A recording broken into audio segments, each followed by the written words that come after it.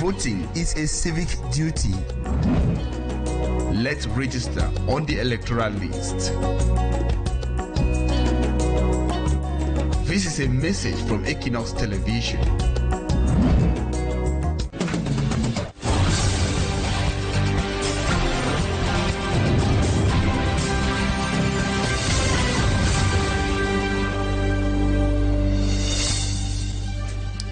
Hi there to all of you ladies and gentlemen. It's time for the news in the English language on Equinoxe Television. Thank you so much for being with us tonight.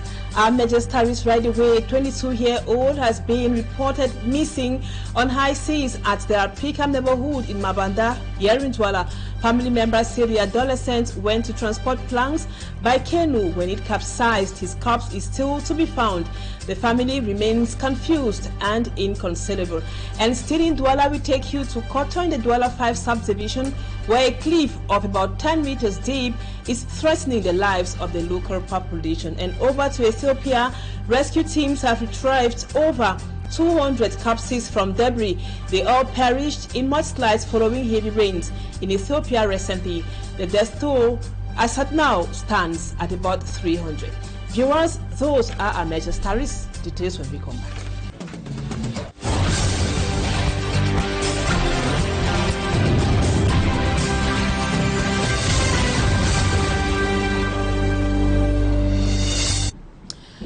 Welcome back, viewers. Thank you so much for the confidence. We take you first to the Mabanda neighborhood in the Douala 4 subdivision, precisely in the locality called Apikam, where a young boy has been reported missing. The family told us that he went transporting planks by canoe when the canoe capsized, and the family has remained inconsolable since the incident happened. Our reporter Smanjikan Gabriel was at Mabanda today.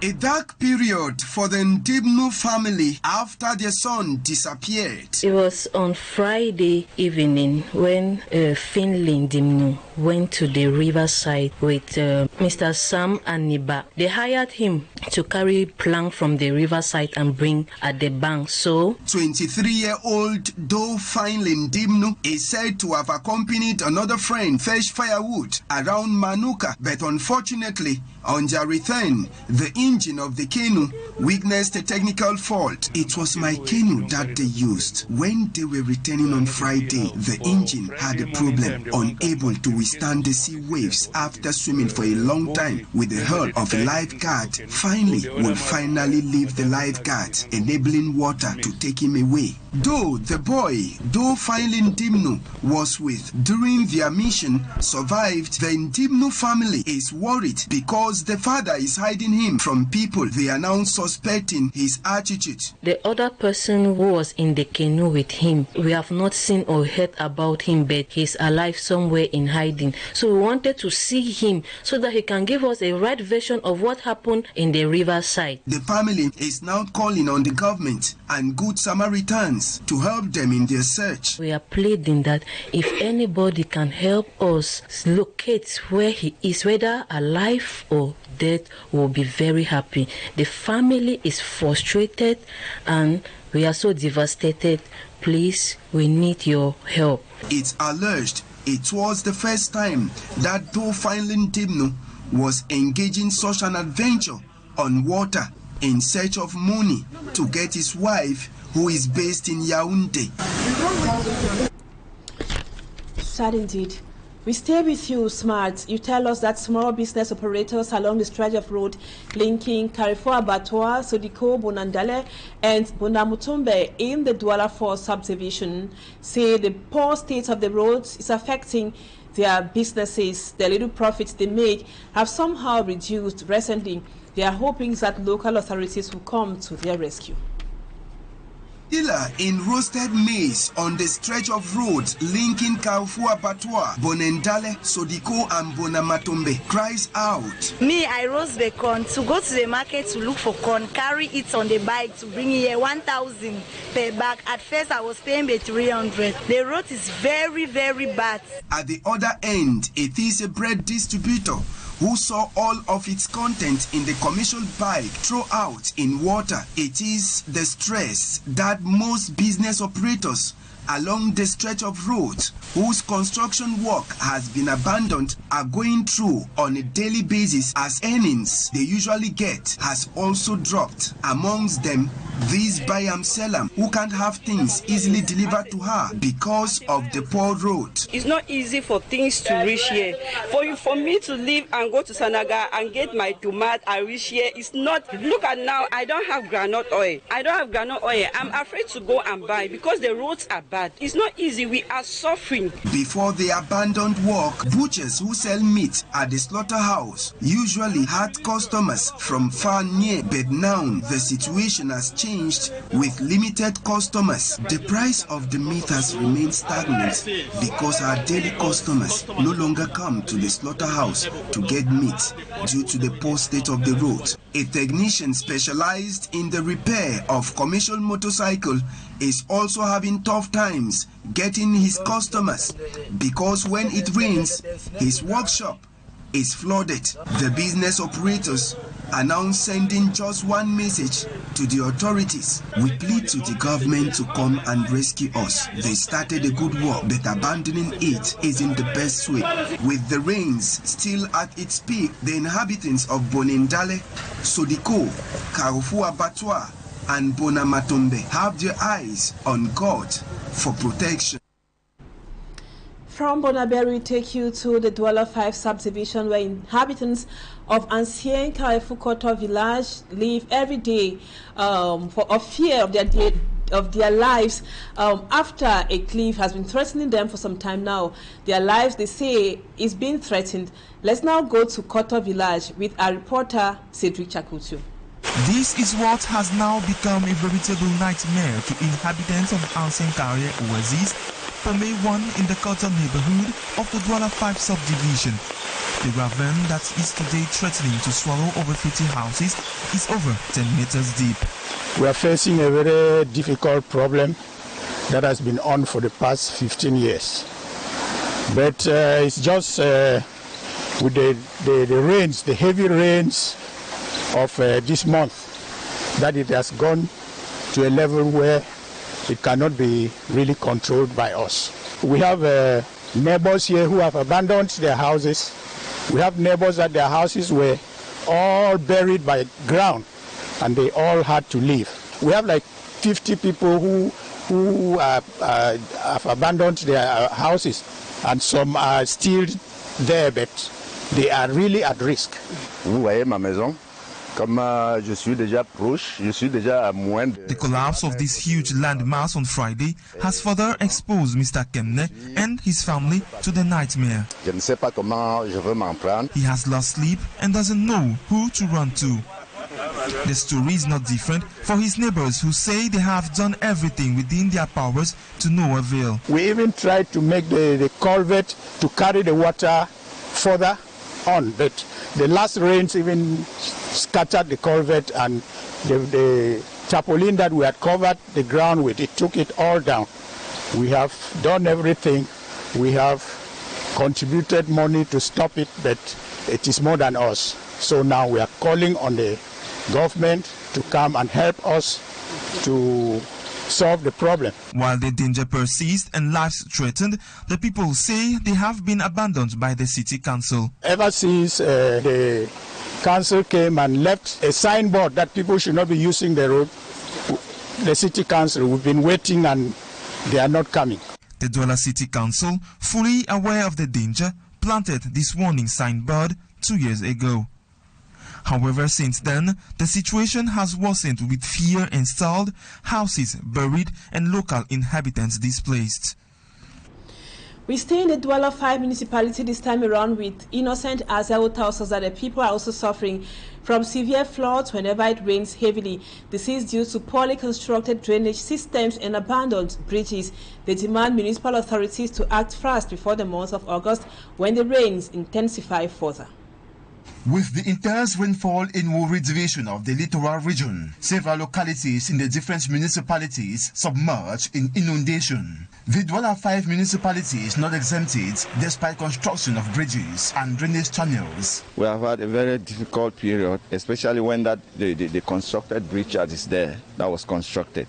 At Block L Valley in Makepe, a resident disclosed construction of the Apispor Bridge rather worsened matters. As first, when they have not started working the drain, we were managing it the way we were because we had to dig the drain on our own. But when the project came in, the caterpillars and the other people came around and they had to dock the whole thing. And what happened is that they happened to block the passage because they had to build a bridge. So very unfortunate, we have been having issues. When it rains a lot, water has to come up here because the water is no more going. Similar situation lived by residents and business persons around the Bao Bridge. Because the rain fall plenty. When it rains heavily, everywhere becomes inundated. Water enters into people's houses and shops. I am a food vendor. I am not spared.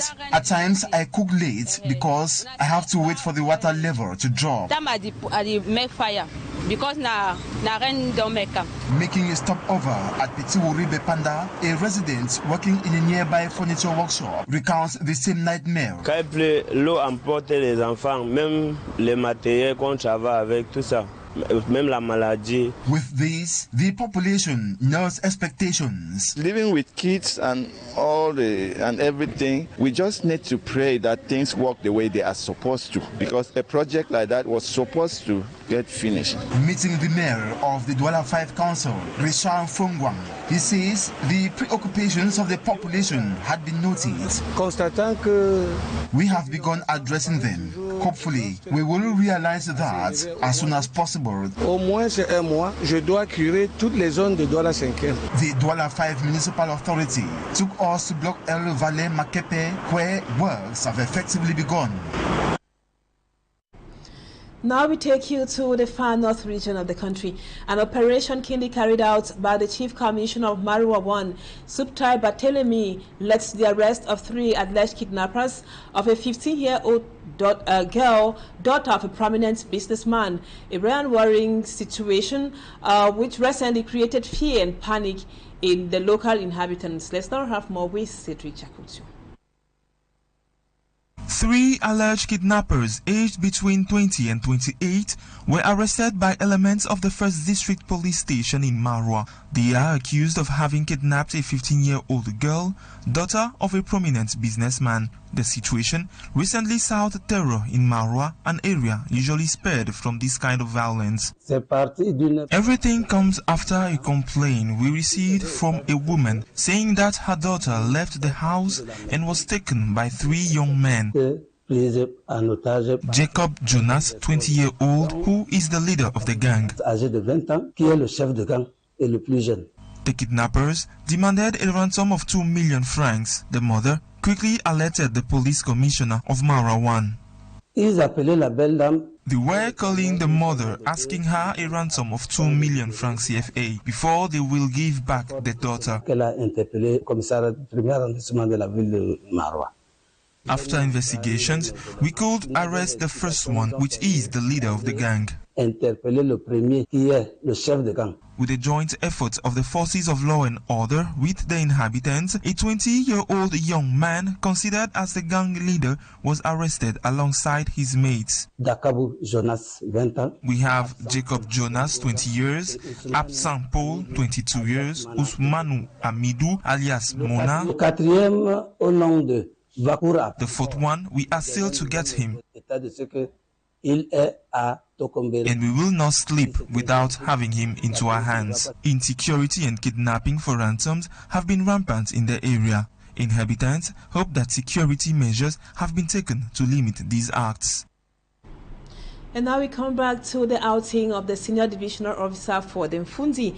Professor Maurice Kamto of the Cameroon Renaissance Movement Party has reminded the SEO for the Mfundi Division of the Central Region that his recent decree or his recent outing to send away citizens who criticize and attack state institutions from the Mfundi Division is an abuse to the Constitution. He demands that the prefect should withdraw that outing And on the other hand, Human Rights Watch says Emmanuel Njingdent, who is the senior divisional officer for the Mfundi, was off track of international laws and international instruments granting people the right to freedom of expression, movement, and also the right to settlement. Innocent Aze has the reactions in this Professor report. Maurice Kamto, in an 8-page document, tells the Mfundi SDO that his prefectural decree does not target any constitutional or intra-constitutional text serving as a basis for the prohibition measure of stay opposed to the citizen who is occasionally or permanently in Mfundi. To the CRM leader, it is a form of incompetence brandished by the senior administrative officer. Professor Maurice Kamto adds the SDO's decree violates constitutional provisions, international instruments, as well as legal and regulatory provisions. All these rather cement the rights of citizens to freely express themselves, move freely, and live anywhere in the Republic, thus cannot be reversed by the prefect. Considering the legal provisions supporting the rights and freedoms of citizens advanced in the document, Professor Maurice Kamto invites the SDO to receive this preliminary gracious appeal, legally binding, on the merits, should withdraw with all legal consequences the prefectural decree he signed prohibiting temporary stay in the Mfundi division. Another reaction is that of Human Rights Watch. The organization urges the Cameroon government to fully respect the freedom of expression of all Cameroonians and revoke the controversial decree circulated by the Mfundi SDO. Human Rights Watch says the decree violates international law and could be used to target critics discriminately and violate rights. According to Human Rights Watch, under international human rights law, the right to free speech may be restricted only on limited grounds, such as national security or to protect the rights of others, and even then, restrictions must be necessary, proportionate, and not discriminatory. The rights organization sees the decree as the latest in a series of troubling government decisions that appear to be aimed at stifling opposition and dissent ahead of the presidential elections in 2025. The government of Cameroon has once more been urged to revise and upgrade the governance system of the country to avoid the consequences of our ever-increasing consumption debt. Babila Jonathan spoke to an economist who analyzes the debt situation of the country and suggests a way out. His report. Cameroon's public debt has been steadily increasing over the past decade, sparking concerns about the country's economic stability. Recent statistics show that the country's public debt has risen to over 40% of its gross domestic product, GDP. Some estimates suggest it could reach 50% by the end of the year. Our debt capacity was 395 billion CFA francs. But the President of the Republic rectified the law, I think that was last June, to increase the amount of our debts up to 720,000 billion CFA. The main drivers of this debt include large infrastructure projects such as the construction of stadiums and roads, as well as significant increase in military spending. The government has also relied heavily on borrowing to finance its budget. We are indebting ourselves either to pay the debt or for operating purposes, increasing our debts for investment purpose. You can expect a return on investment when you have invested. When you have borrowed money to invest for investment purpose, then there can be a return on investment and there can be an impact in the life standard of the people, of the population. The implication of this growing debt are far-reaching, with concerns about Cameroon's ability to meet its repayment obligations. The IMF is actually very concerned about the payment of our debt. We are suffering a real poor management. Civil society organizations have called for greater transparency and accountability in the management of public finance, as well as a more sustainable approach to borrowing. The only way to get out of it is just to review our management way, our way of governing the country. As Cameroon's public debt continues to rise, government is expected to take steps to address this critical issue and ensure a stable economic future for the country. And now we talk health. Some cases of yellow fever, the disease, have been recorded across Cameroon since the start of the year 2024. Medical practitioners are calling on the local population to shun fear and accept the vaccination against yellow fever. The experts were speaking during the launching of the immunization campaign for the year 2024 here in Douala. And the call comes at a time many Cameroonians are hesitating to get vaccinated for various reasons. Lucy Liengu Esie tells us more.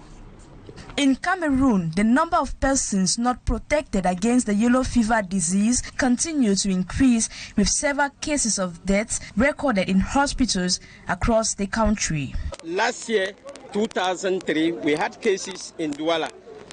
About 10 health districts were in outbreak. Among the 10 health districts in the region, we had 7 within the town of Douala. Those cases we had 1 death. Many still shy away from the vaccine due to its side effects. A case in point is that of a baby, Efosa Grace, who was administered the yellow fever vaccine in a private clinic in Kribi in the South region. Today, she is visually impaired and paralyzed. My baby cried, "Wah!" During the launching of the yellow fever vaccine campaign in hospitals in Douala, Angel and Adele are some of those who came to administer the vaccine in order to prevent the infection. Les vaccins protègent contre la maladie. The disease, which spreads with the bite of an infected mosquito and which affects children from 9 months old and even adults, according to medics, is a killer disease. Dr. Leonard Iwane, a field epidemiologist, calls on all to accept the vaccine. The population of Douala, everybody who is in Douala and who is within that age range should be able to benefit from the vaccine. It's also important to mention, apart from being protected, it's also a vaccine that is recommended for people who are traveling, and that's why the Ministry of Public Health, in collaboration with partners, they have decided to organize a response vaccination campaign. Medical practitioners say 1 dose of the yellow fever vaccine is safe and provides lifelong protection against the yellow fever disease. The campaign, launched in hospitals in the city of Douala, will run till the 30th of July 2024. And now we take you out of our national frontiers. The death toll in Ethiopia continues to rise, unfortunately. Rescue teams have so far retrieved the bodies of 229 people killed in 2 landslides in southern Ethiopia. It should be recorded that the landslides occurred on Sunday evening and Monday morning respectively after heavy rains in a remote mountainous area of Gufa zone. Details with Cedric Chakutu. The search for survivors of a mudslide that claimed the lives of at least 229 people in southern Ethiopia continued on Tuesday. The death toll, which increased significantly from the initial count of 55, included many individuals who attempted to rescue survivors, according to local authorities. The disaster in Ethiopia's remote Kenchu Sasha Godzi district was triggered by heavy rainfalls. Abiy Ahmed, the Prime Minister of Ethiopia, shared his heartfelt condolences for the devastating loss on Facebook and declared the activation of the Federal Disaster Prevention Task Force to assist in the search and rescue efforts. Search efforts were ongoing in the area, as stated by authorities of the Communications Office in Gofa Zone, the administrative area where the mudslides occurred. That report brings us to the end of the first part of the news. Talking Point comes up next.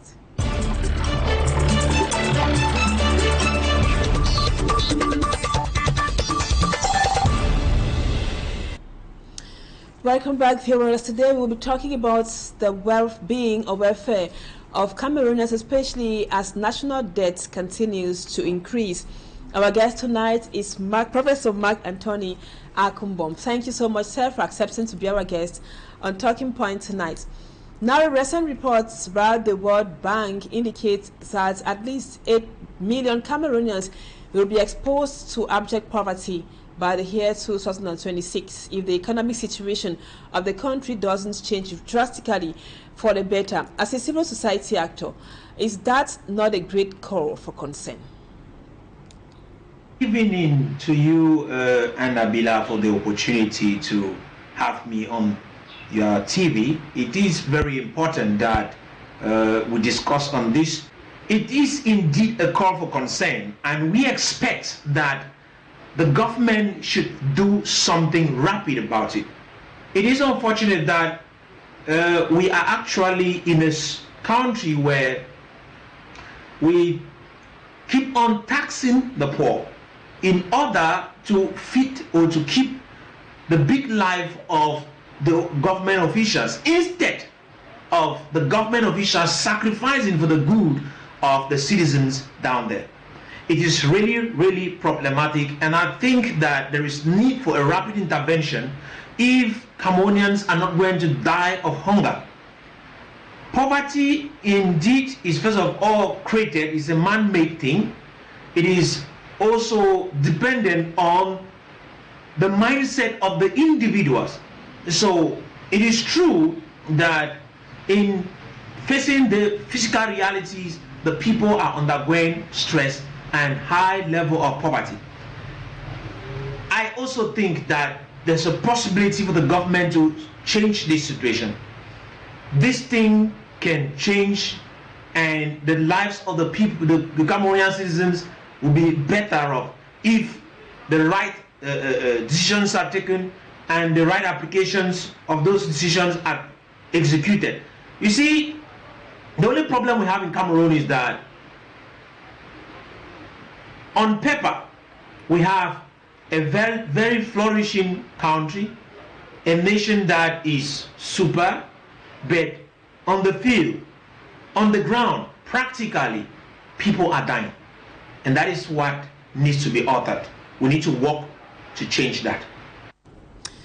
Now, Professor Mark Kumbom, in that disturbing report, it was also noted that exorbitant taxes which discourage investment or investors in Cameroon is one of the major causes of extreme poverty predicted in the country. You happen to be someone who has been showing interest somehow in the low living standards of an average Cameroonian. What other reason could be advanced for this poverty rate in our country, Cameroon? Yes, I am very, very annoyed, but my annoyance is for the fact that I feel like we have the wrong persons manning the nation, and it is really not an insult to anyone, but it is an observation, because we keep on hearing of corruption within the government corridors. We hear all kinds of things, but